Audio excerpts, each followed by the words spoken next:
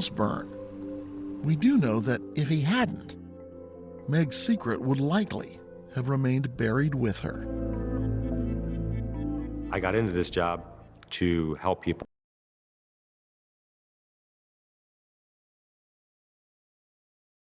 for a case. And in this case, it's beyond happy. It's beyond words. Everybody, they can finally rest in peace that this has been resolved the way it should have been.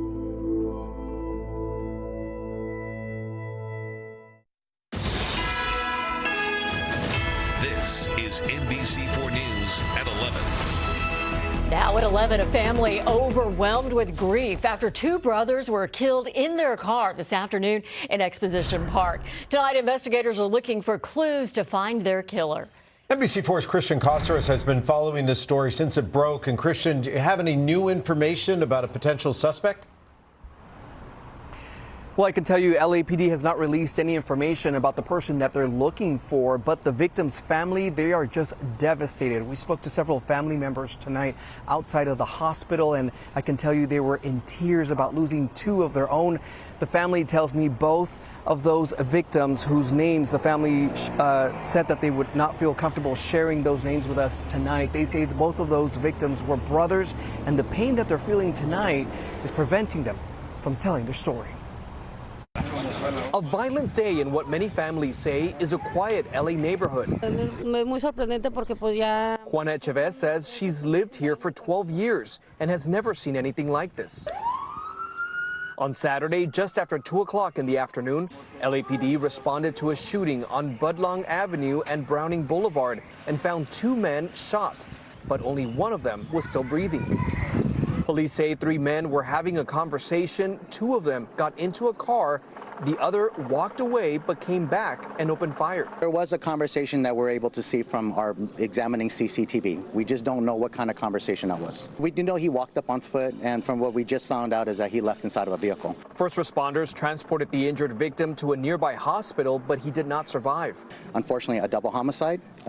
At this time, we do not have any evidence to support that this is going to be a gang-related incident. For several hours, detectives searched the neighborhood for surveillance video while talking to witnesses.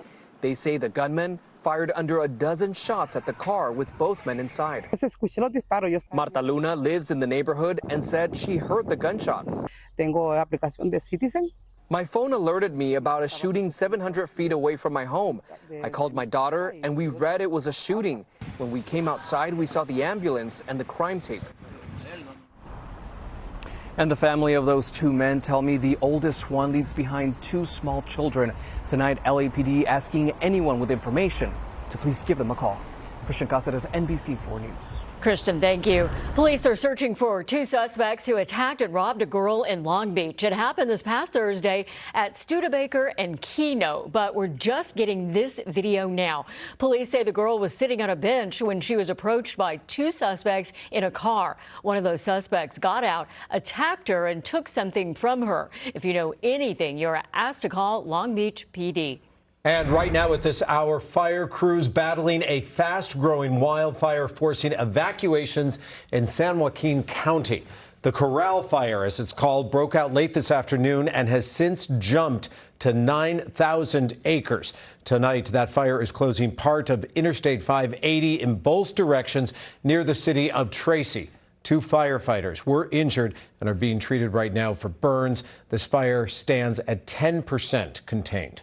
Polls open at 9 a.m. tomorrow, Mexico's largest and potentially historic election, where the first woman is expected to win the presidency. But it comes as a record number of political candidates have been murdered on the campaign trail. NBC4's McCollum Medina is in Mexico City with more on how the country plans to keep voters safe.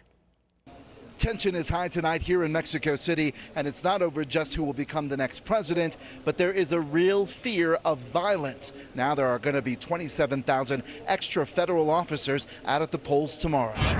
All across the capital city, we saw federal police beefed up, especially around the Zocalo, which could be the site of protests as voters go to the polls tomorrow. At this polling place in the Roma Norte neighborhood, you can see the poll signs are up and the election materials are out and ready. We talked to Victor Torres outside, who plans to vote tomorrow, but he is very concerned about the violence around the country. Here we have a lot of, homicides regarding to narco.